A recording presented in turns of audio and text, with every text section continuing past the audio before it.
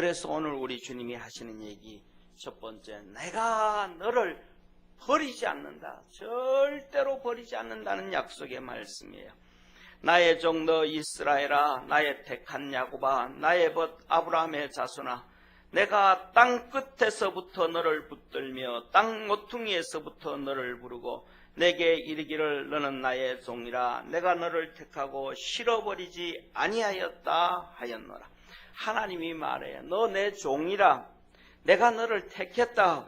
너는 내 벗이다. 아브라함의 자손이다. 아브라함을 내 벗이라 했던 것처럼 너희들은 내 벗이라.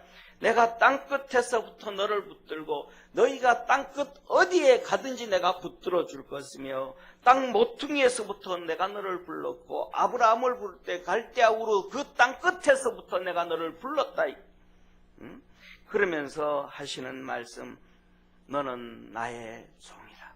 너 내 종으로만 살아라. 내가 택하고 절대로 실어버리지 아니하였다. 사랑하는 성도님, 그렇게 시작되어진 이스라엘 백성이 애굽에서 400년 동안 종살이할 때 그들은 믿음을 다 버렸었습니다. 그들은 아브라함으로부터 약속해 준 할례 벗는 것도 할례 행하는 것도 다 잊어버렸고 하나님 앞에 제사 드리는 것, 예배 드리는 것도 다 잊어버렸고 신앙으로 사는 것도 다 잊어버렸습니다.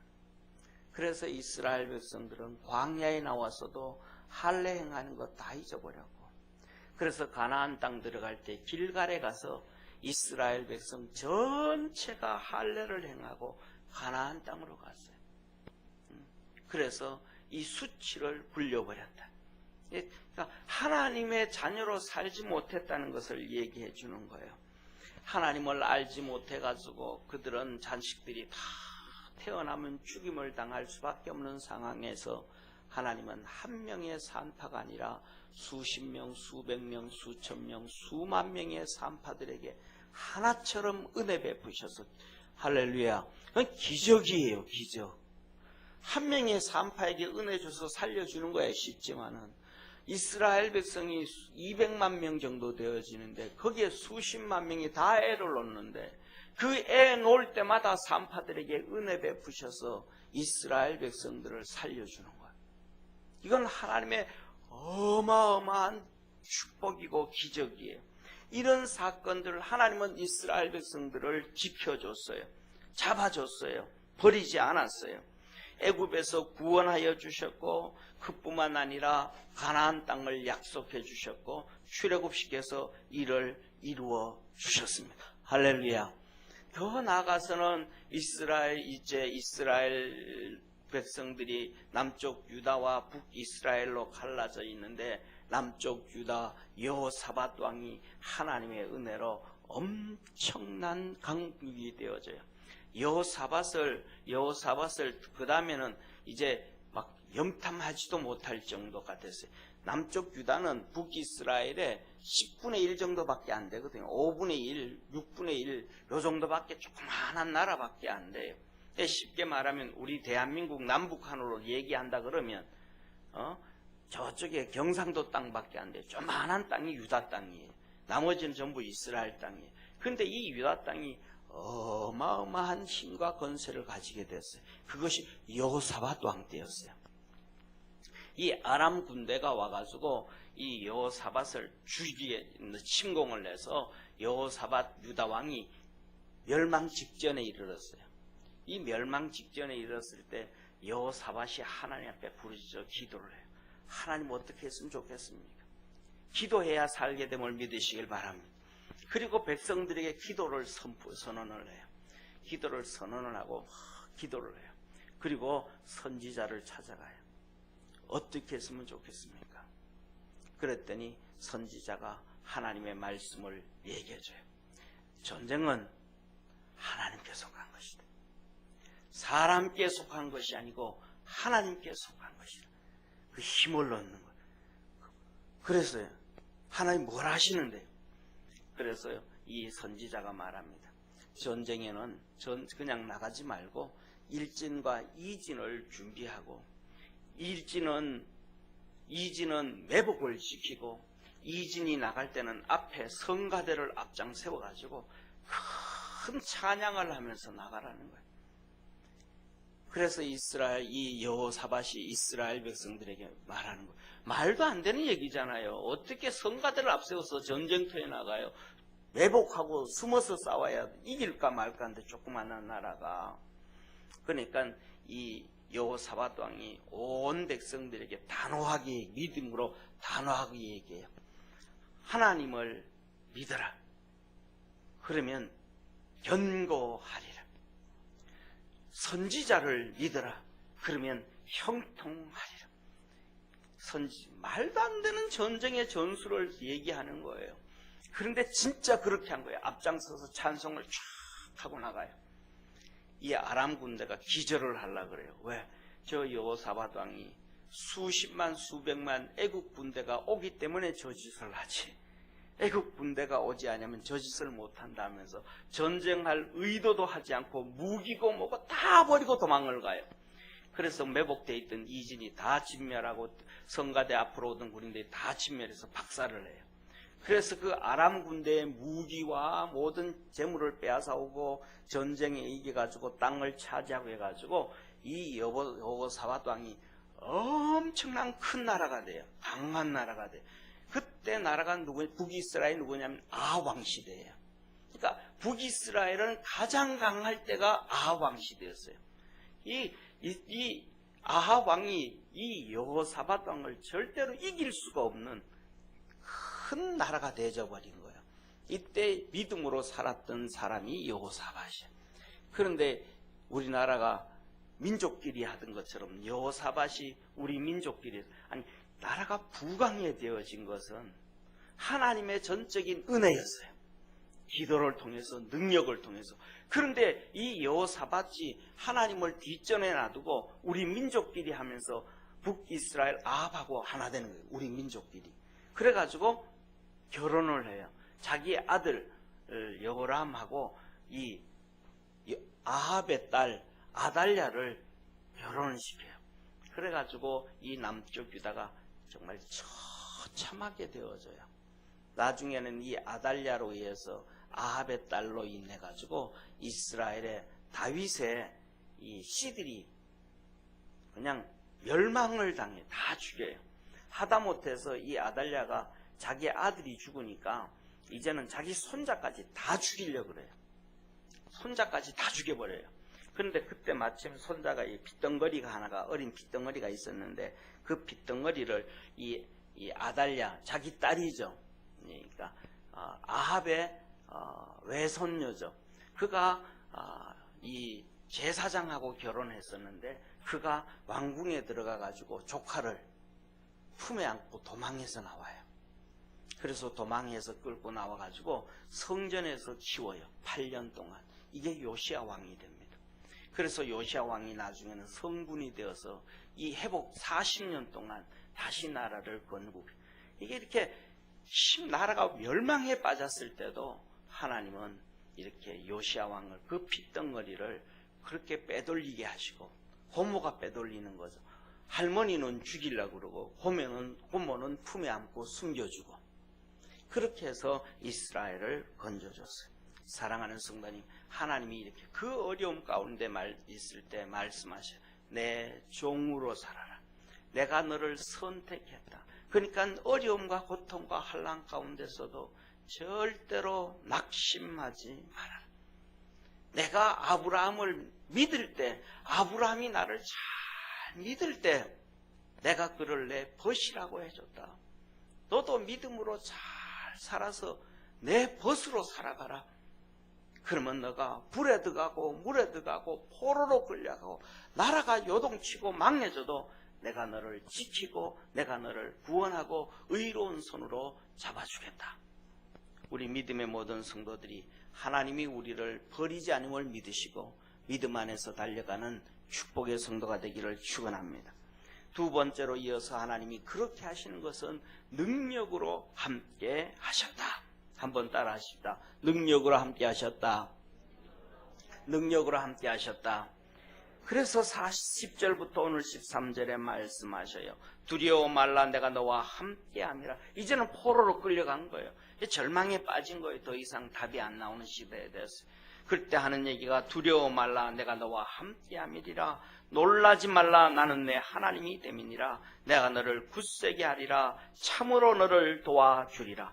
참으로 나의 의로운 오른손으로 너를 붙들리라. 할렐루야. 11절에 보라, 내게 노하던 자들이 수치와 욕을 당할 것이요 너와 다투던 자들이 아무것도 아닌 것 같이 될 것이며 멸망할 것이라.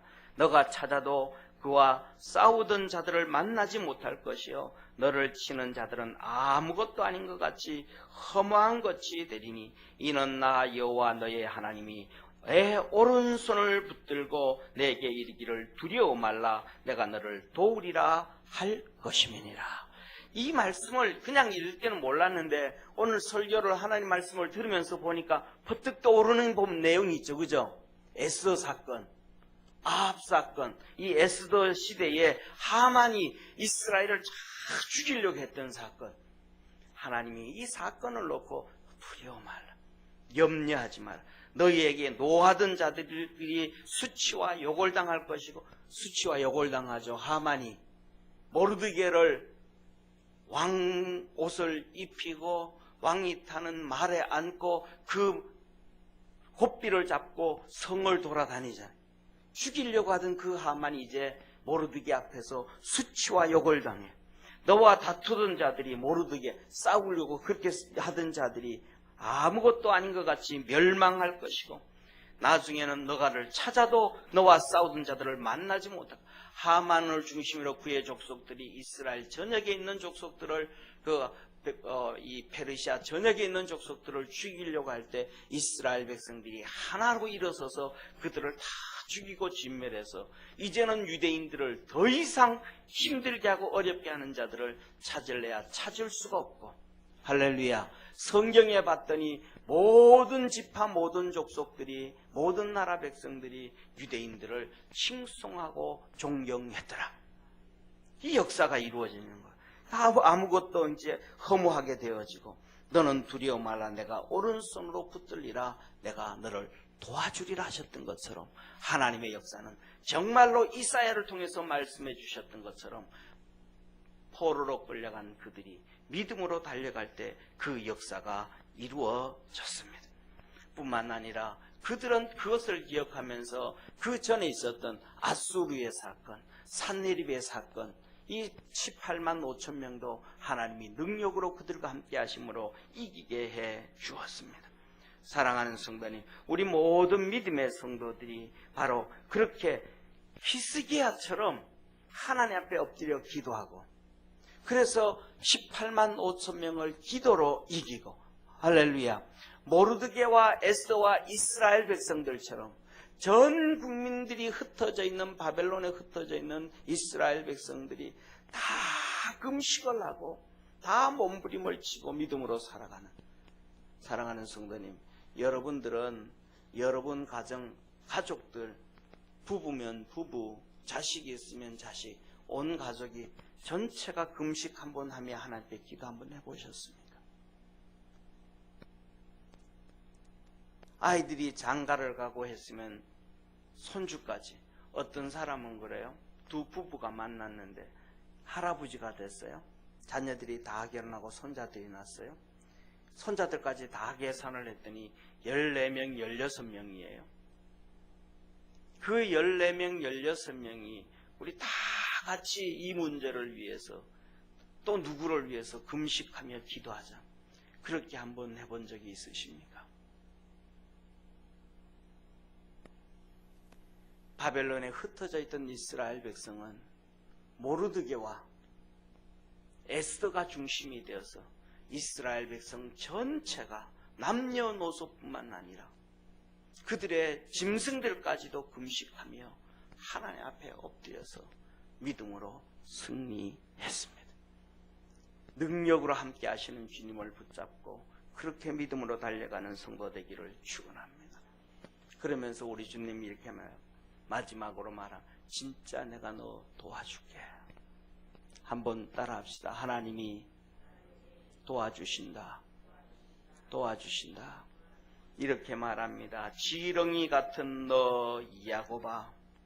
지렁이 같은 너 야곱아, 이 말은 쉽게 말하면 포로로 끌려가서 비참하게 사는 이 지렁이 같은 너 야곱아를 다른 말로 의역을 하면 수월에 있는 너 야곱아예요. 음부에 있는 너 야곱아예요. 포로 생활이 얼마나 힘들면 음부에 있는 너 야곱아 이렇게 표현하겠어요. 그래서 지렁이 같은 너 야곱아, 이스라엘 사람들아 두려워 말라. 나 여호와가 말하노니 내가 너를 도울 것이라. 너 구속자는 이스라엘의 거룩한 자니라. 보라, 내가 너로 이 날카로운 새 타작 기계를 삼으리니 내가 산들을 쳐서 부스러기를 만들 것이며 작은 산들로 겨같이 할 것이라. 내가 그들을 까부른 즉 바람에 그것을 날리겠고 해리 바람이 그것을 흩어버릴 것이로되 너는 여호와로 인하여 즐거워하겠고 이스라엘의 거룩한 자로 인하여 자랑하리라. 너 수월, 너 음부같이 사는 그 비참한 사람, 여기에 지렁이 같은 너 야곱아 이렇게 얘기할 때는 뭐냐면 정말로 이 비참함을 얘기하는데요, 어려움을 얘기하는데, 그런데 뭐라 그래요? 하나님이 너 그렇게 아무것도 아니고 못났는데 내가 너를, 오늘 주님께서 15절에 말할 너로 이가 날카로운 새 타작 기계로 삼을 것이다. 타작 기계 뭐예요? 다 추수하는 거잖아요. 심판하는 거잖아요. 요절을 내버리는 거잖아요. 근데 그 지렁이같이 음부에 그 비참하게 어렵게 사는 너희들을 이가 날카로운 칼날이 아주 날쌔게 선 타작 기계로 삼겠다라는 거예요. 그래서 산들을 쳐서 부스러기를 만들고 산들로 겨같이 만들고 그들을 원수들을 까부른 즉 다 바람결에 날아가겠다. 하만이 그렇게 다 날아가 버렸고 그 족속들이 다 그렇게 날아갔음을 믿으시길 바랍니다. 그래서 내가 너를 그렇게 만들 거니까, 왜 그렇게 만들 것이냐, 왜 그렇게 수월해 그렇게 지렁이처럼 살게 했을까? 기도로 무장하고 신앙으로 무장하고 믿음 안에서 굳게 서게 하기 위해서. 아멘. 그리고 그들을 그렇게 만들어서 이루어 주셨다.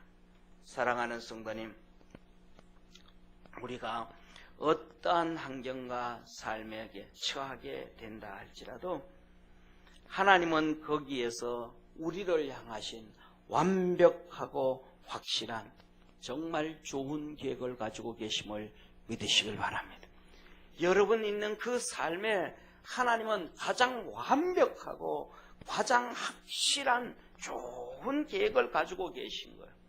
그러면 거기에서 그대로 있어야 되는 것이 아니고 포로로 끌려갔던 이스라엘 백성들처럼 말씀으로 훈련을 받고 하나님의 말씀을 받아들이고 배우고 따르고 순종해서 신앙의 야성을 가질 수 있는 믿음의 성도 되기를 바랍니다. 세상을 향하여 단호하고 담대할 수 있는 믿음의 성도들이 되기를 축원합니다. 그런데 오늘날에는 그 어려움 가운데 힘든 가운데서 믿음에 너무 많은 성도들이 반대로 살아가요. 세상에 나가서는 한마디도 못하고 세상에 나가서는 절절매면서 하나님의 성전에 와서는 날카로운 타작 기계처럼 막 너들은 반대가 되어야 되는 거예요.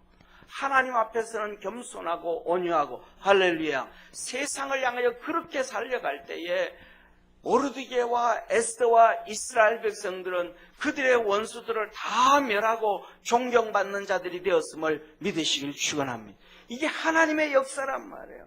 오늘 믿음이 없고 잘못 훈련되어지니까 하나님 앞에서는 사악한 자가 돼서 막 원망하고 불평하고 악한 자로 그냥 그렇게 살고, 세상에 나가서는 불신자들한테도 찍소리도 못하고 직장과 일터와 사업처에서도 찍소리도 못하고 이 바보처럼 산다. 이게 바뀌어져야, 믿음으로 훈련되어서 바뀌어져야 주님께서 하시는 말씀이 내가 너희를 의로운 손으로 붙들어서 물 가운데로 지나가도 불 가운데로 지나가도 불이 침몰치 못하고 물이 삼키지 못하게 할 것이며 할렐루야. 너와 싸우던 자들 다투던 자들 그들이 다 이 자취도 없이 사라지게 할 것이라. 하나님의 그 놀라운 역사와 축복이 우리 믿음의 성도들에게 이루어지기를 주의 이름으로 축원합니다. 기도하겠습니다.